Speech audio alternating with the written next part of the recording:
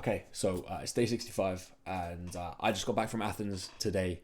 If you're wondering why I'm wearing a hat and glasses, it's because it's cold in my room, and the blue light blocking glasses. I know it's zesty, but it's like 2 a.m. So anyway, I'll just get straight into it. So yeah, I've been away for the last 3 days, and I've kind of realized some things. I've been reading this book called Meditations by Marcus Aurelius. I've been reading this book for the last few months, but I've just been in and out of it the whole time because it's a very hefty read. It's a read to which you need to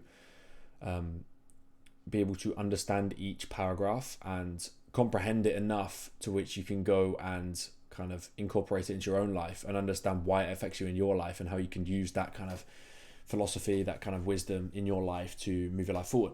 Right, so you can't just read it like a novel where you just read, because it's all going to go in through one ear and out the other. It's a very hefty read, but to actually understand the book and appreciate the book, you need to completely comprehend everything that is stated in it, and it's stated in a way that isn't regular English nowadays. It's stated more.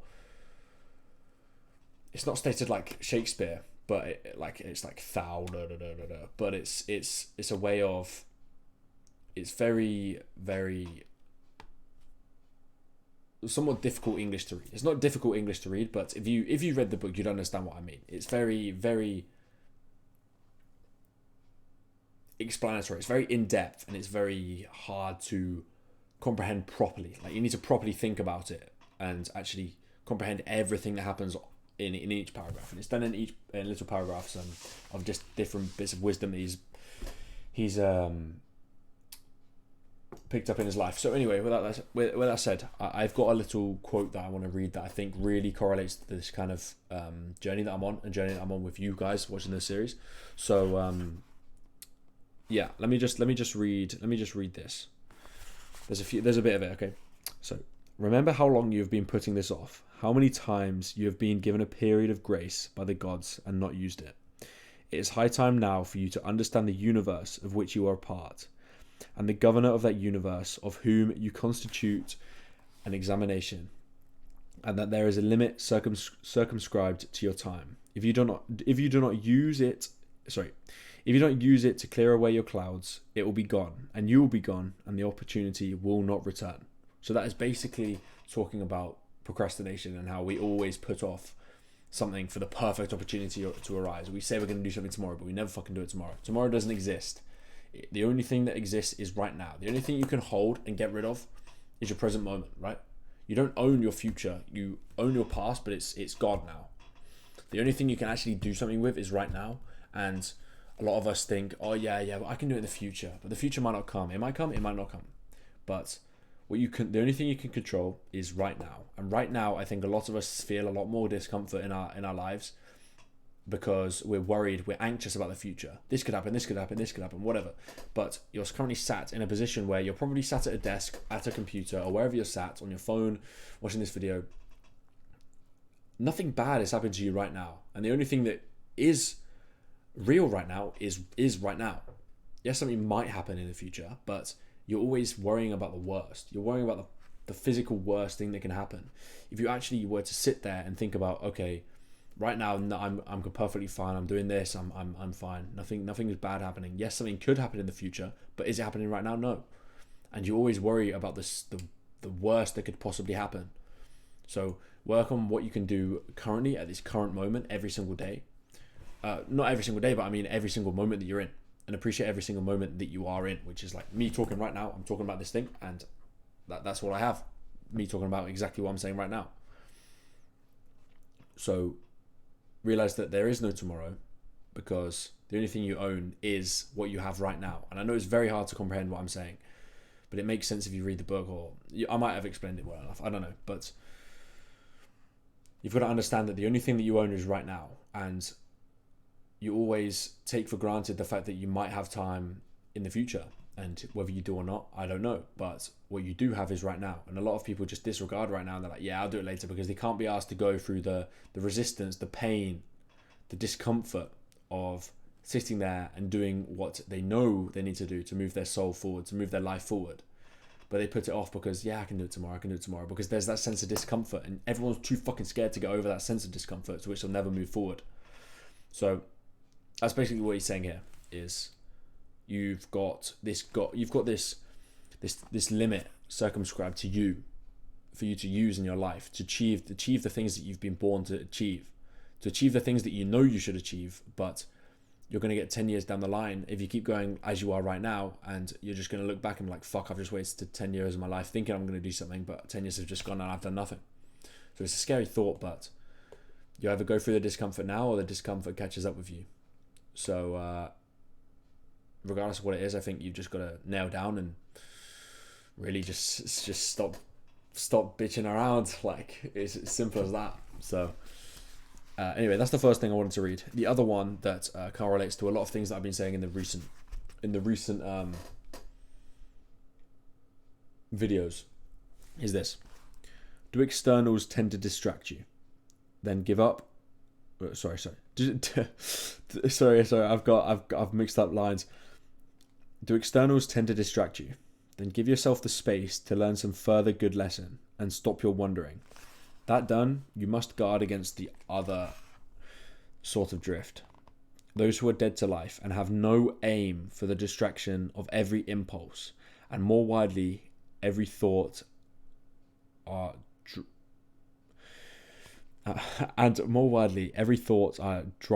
driverless in deed as well as word.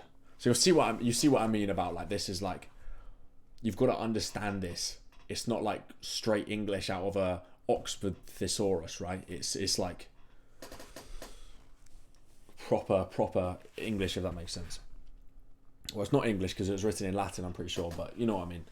So basically, that's what it's saying. What it's saying here is, those who are dead to life, those who don't have an aim, they just kind of go day by day, like a feather in the wind, don't have a grasp on what they want to achieve, a grasp on what they want to get out of life. They are, quote unquote, dead to life, to which they let distractions pull them away every single second, whatever it may be. A notification on their phone, a message from someone, the fact that they may have a notification on Instagram, the fact that they may have a new YouTube video on their recommended that they want to watch, the fact that there may be a message on Twitter, maybe a notification, whatever. They allow these distractions to take hold of them so easily because they don't have a set aim out of life. However, if you have a set aim in life, a set thing that you want to do, a set thing that you're putting your time towards right now, and a set thing that you know you're going to get returns on, and there's a reason why you're doing what you're doing, you're going to find yourself getting distracted so much. It's going to be so much harder for you to get distracted because you're so clocked in on exactly what it is you're doing to move your life forward. So I think it's as simple as that. I mean, you need to have an aim, and the best way to do that is to write down your aim and be very, very, very, very, very detailed on what it is you're doing. Like, even down to like, how is it going to feel when you achieve your goal? And what is your goal? What is your goal, and how is it going to feel when you achieve your goal? What's that goal going to bring you? And is it worth the sacrifice that you're putting in right now? Which most of the time it will be yes, but you've got to get to that point of emotion, and you've got to get that emotion there. Like, what's it going to feel like when you've paid for your whole holiday, your whole family's holiday, for your whole family, like whether you're close to your family or not, your whole close family. This is just an example of your uncles, your aunties, your grandparents, your parents, your whatever. You've rented out an apartment for them, or a villa for a week, and they all go there, and you've paid for the whole thing. How's that going to feel when you're just sat there on your own thoughts? Maybe you just take a moment to think about it. You sat on some stairs.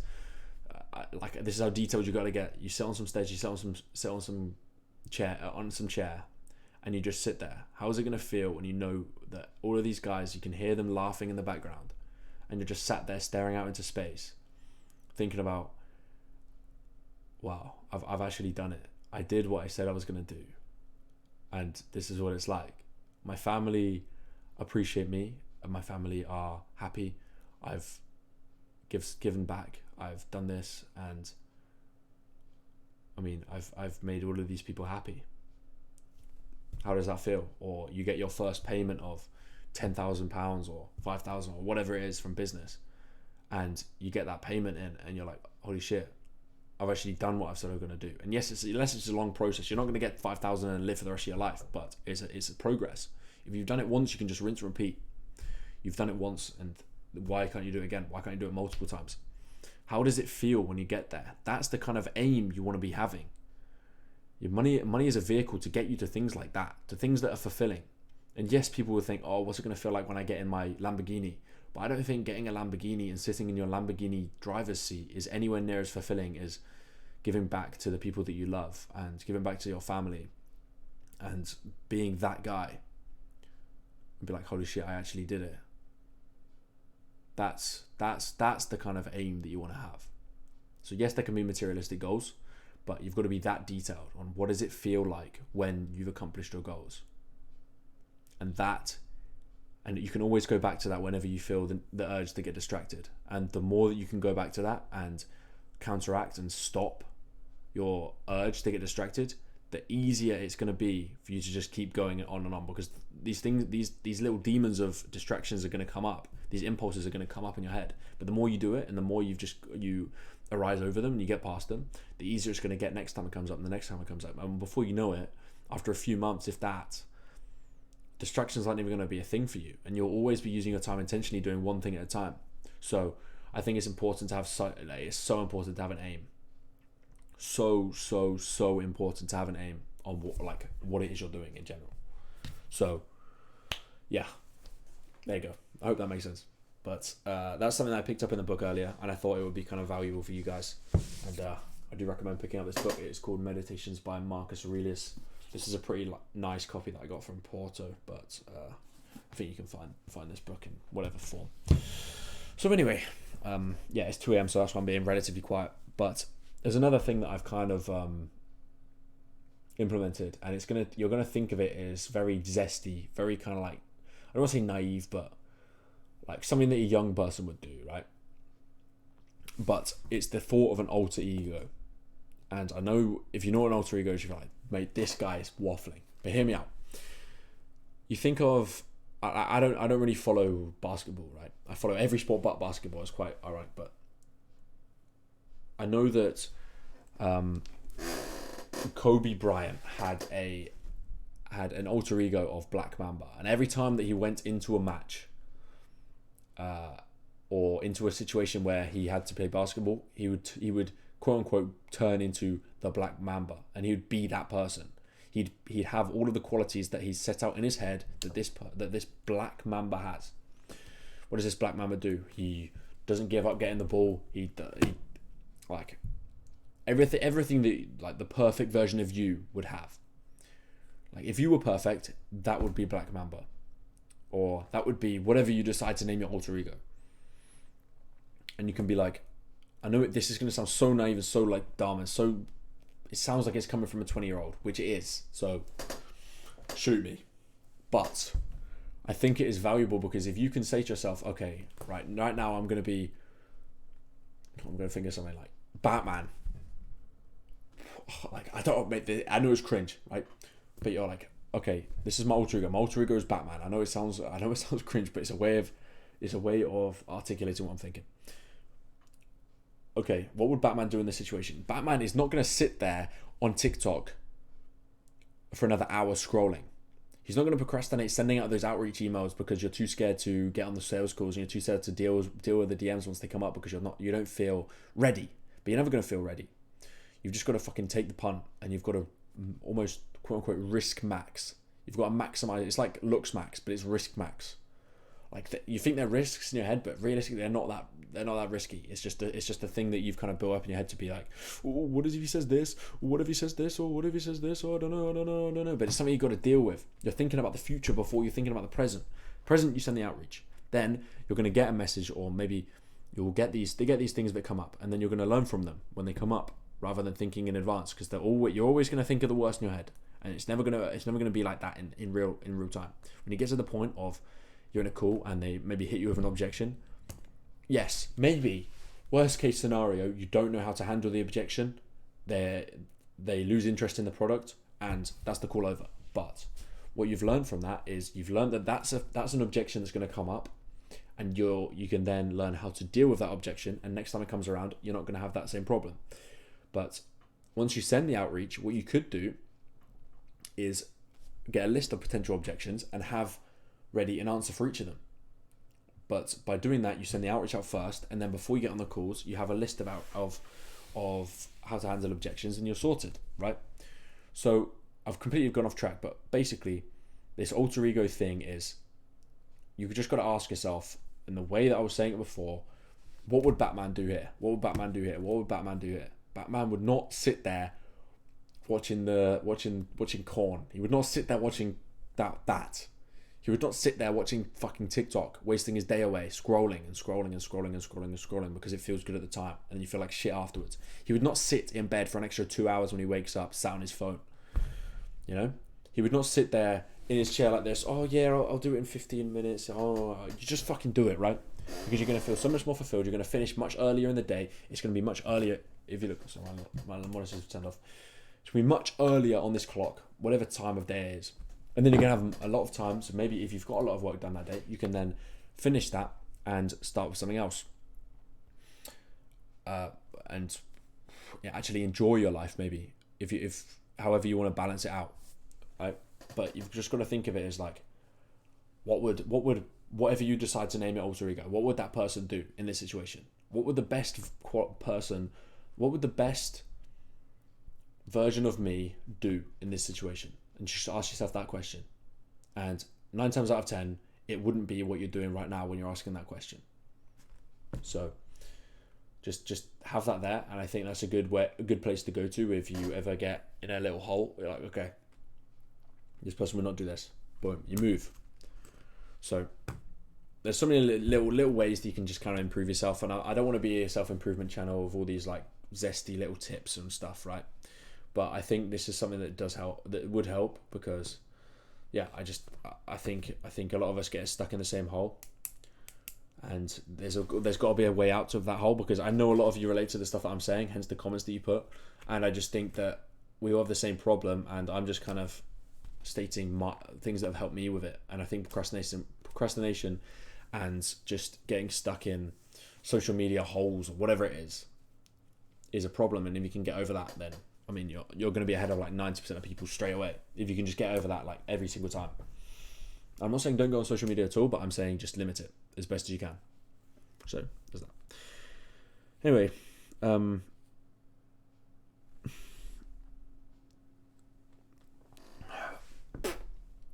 another thing that I realized when I was in Athens this week was, we all sit here thinking we've got problems.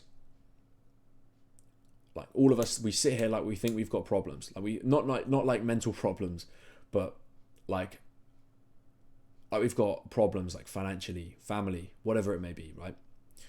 And yes, I'm not saying that they're not problems, but you just got to understand that there's levels to problems.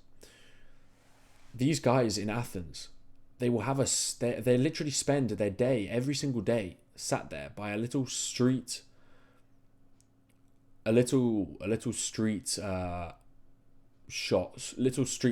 like stall, and they'll have, I don't know, you've probably been, a lot of you have probably been to countries like places like Athens, whatever.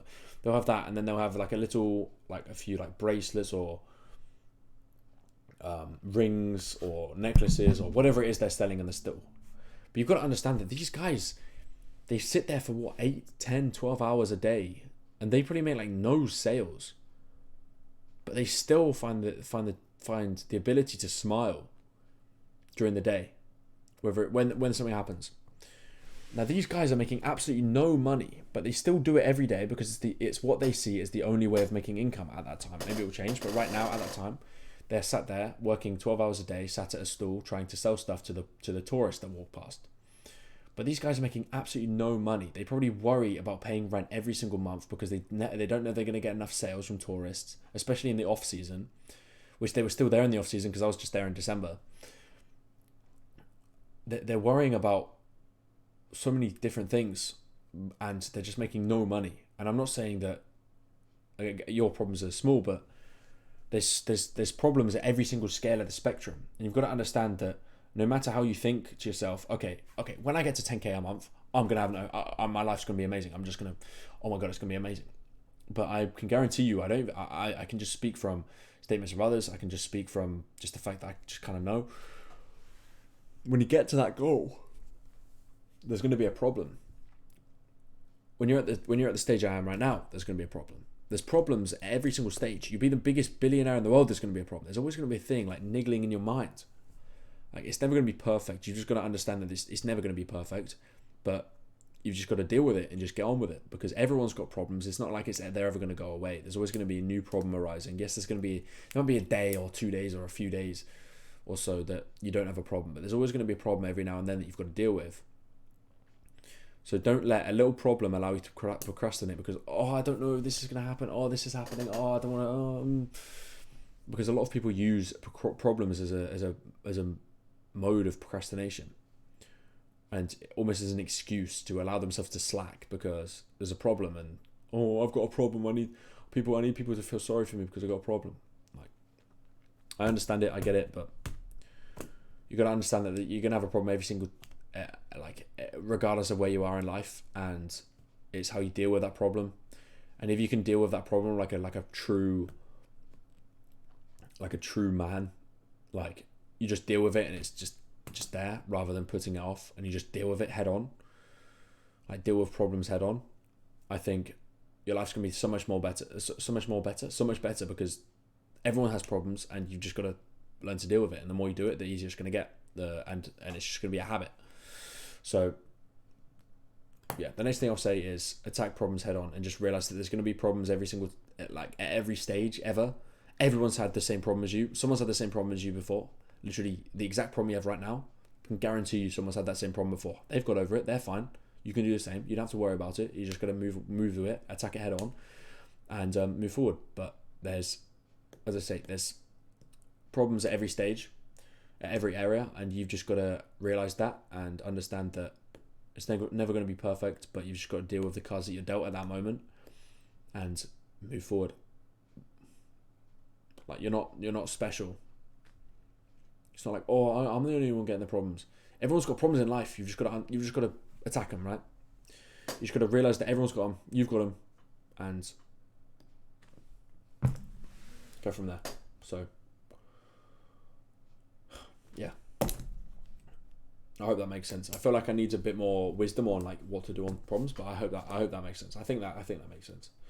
But yeah, that's something that I realized, and I think we're just all we take our position for granted because some of those people would die to be in our position right now, regardless of what our problem is. But because we've been sat in the same hole and the same kind of like living standard for so long, we just kind of get used to it. It's like, okay, cool, right, cool. I've got this problem, I want to deal with it. So that's me done with that. Anyway, last thing I want to say is I feel like this series has been a lot of talk. And I don't mean by talk, I don't mean value. I don't mean me talking about things that I think would add value to other people and me being quote unquote relatable to you.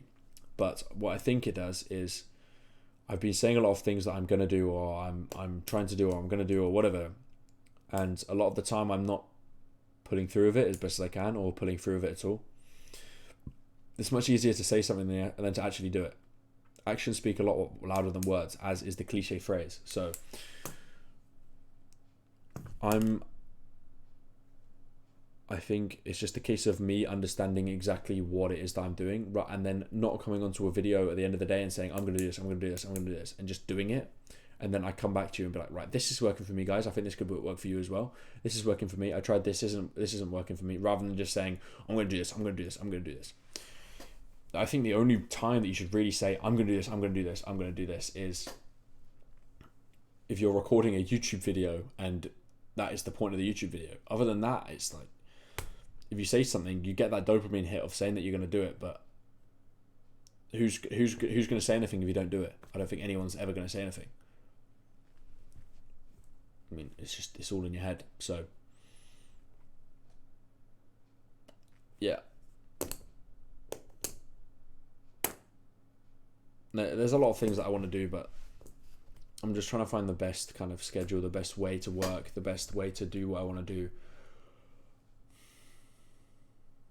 And I've got a feeling in the next week or so I'm gonna have a lot of stuff to cover about like work, about my position, about what we're doing right now, about how we're getting to this goal, about what this process is looking like, and yeah. So We'll get to that when we get to that, but right now it's just a case of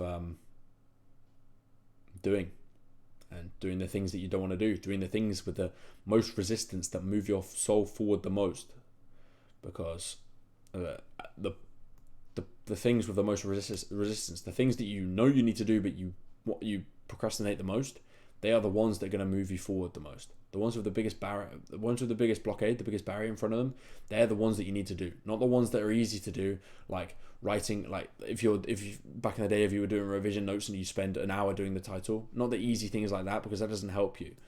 It's the actual beef of the revision. It's the flashcards, it's the writing down the quotes, it's the all of that shit. The stuff that you want to do the least is going to move you forward the most, and you've got to do that. And if you can just do that, it's again 20% of things that bring you 80% of the results. And it's just the beef of the middle, the most important things, like, as I say, the flashcards, the writing down quotes, all that stuff, the stuff that actually brings you results. Those are the things that you need to be doing. And I know it's hard for you to do them, but you just got to do them.